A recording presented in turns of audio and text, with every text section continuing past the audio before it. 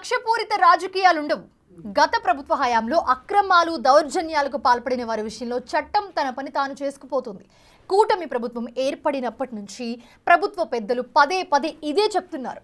గత వైసీపీ ప్రభుత్వంలో బాధితులుగా ఉన్న వారి విషయంలో చంద్రబాబు సానుకూల దృక్పథంతోనే ఉన్నారు. వారిలో కొందరికి నామినేటెడ్ పదవులు కూడా కట్టబెట్టారు.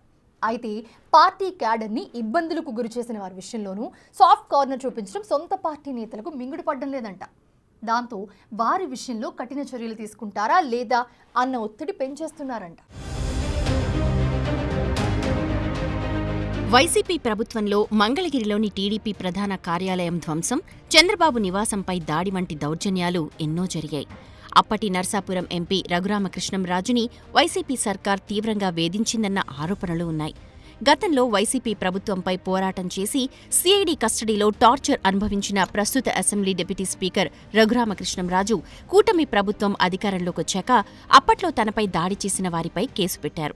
అయితే ఈ కేసులో ఇద్దరు సీనియర్ ఐపీఎస్ అధికారులు పివి సునీల్ కుమార్, పిఎస్ఆర్ ఆంజనేయుల్ని A1, A2లుగా చేర్చిన ప్రభుత్వం ఇప్పటి వరకు వారిని అరెస్ట్ చేయలేదు. అలాగే విచారణకు సైతం పిలవడం లేదు.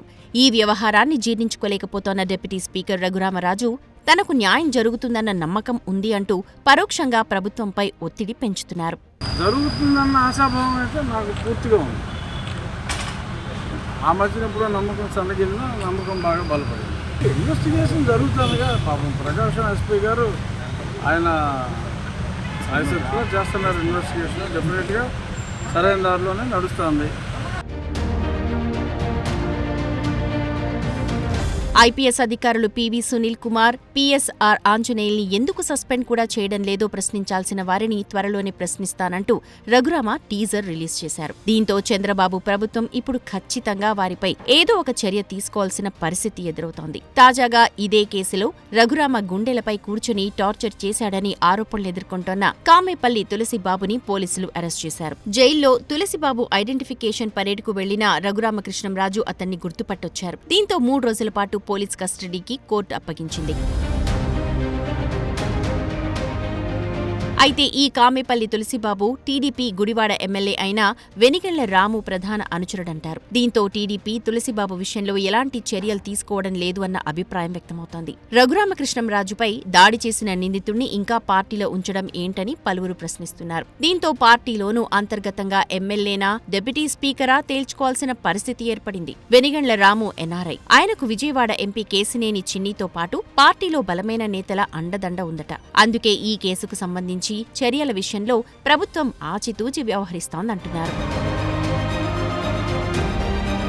అయితే తన యువగళం పాదయాత్రలో రెడ్ బుక్ ప్రకటన చేసిన టీడీపీ జాతీయ కార్యదర్శి నారా లోకేష్ రెడ్ బుక్ లో నోట్ అయిన వారిని ఎవరిని వదిలిపెట్టే ప్రసక్తి లేదంటున్నారు. విదేశాల్లో కూడా అదే చెప్పుకొస్తున్నారు. గత ప్రభుత్వం అక్రమాలపై ఒక్కసారిగా విచారణలు జరిపి చర్యలు తీసుకోవాలంటే లా అండ్ ఆర్డర్ పోలీసులు సరిపోరని, కాలక్రమేణా అందరిపై చర్యలుంటాయని స్పష్టం చేస్తున్నారు. ఒక మిత్రుడు కూర్చున్నప్పుడు చూపించాడు, ఒక అతని పేరు ఎర్ర బుక్ గురించి చూపించాడు. పాదయాత్రలు ఎర్ర బుక్ గురించి మాడితే ఎవడు పట్టించుకోలేదబ్బా. ఎన్నికలైన తర్వాత అది నిన్న దాంట్లో డౌట్ వద్దు. మీరు చూస్తే నేను పాదయాత్రలో చాలా స్పష్టంగా చెప్పాను. ఎవరైతే చట్టాన్ని ఉల్లంఘించి ప్రజల్ని, కార్యకర్తల్ని ఇబ్బంది పెట్టారో వాళ్ళని వదిలేది లేదు అని చెప్పా. ఒక్క నిమిషం ఆగండి, ఇంక ఇప్పుడే కాదు. అది ఎందుకు చెప్పానంటే అండర్లైన్ ఉంది అక్కడ. చట్టాలు ఉల్లంఘించారు, నేను ఎస్టాబ్లిష్ చేయాలని. ఇది కక్ష సాధింపు ప్రభుత్వం కాదు, కానీ నేను ఎస్టాబ్లిష్ చేసి యాక్షన్ తీసుకుంటాం. దాంట్లో ఎలాంటి సందేహం మీకు అవసరం లేదు. రిలాక్స్డ్గా ఉండండి, మీరు యాక్షన్ చూస్తారు. ఆల్రెడీ మొదలైంది, పూర్తి కూడా చేసే బాధ్యత మేము తీసుకుంటాం. ఒకవైపు ముఖ్యమంత్రి చంద్రబాబు, డిప్యూటీ సీఎం పవన్ కళ్యాణ్, మంత్రి లోకేష్లు అదే విషయాన్ని పదే పదే చెప్పుకొస్తున్నప్పటికీ ప్రభుత్వం ఏర్పడి నెలలు గడిచిపోతూ ఉన్నా చర్యలు ఎప్పుడు తీసుకుంటారు అని కూటమి శ్రేణులు అసహనం వ్యక్తం చేస్తున్నాయి. మరి ఆ కన్ఫ్యూజన్ కి కూటమి పెద్దలు ఎప్పుడు తెరదించుతారో అని మిత్రపక్షాల క్యాడర్ ఉత్కంఠగా ఎదురుచూస్తోంది.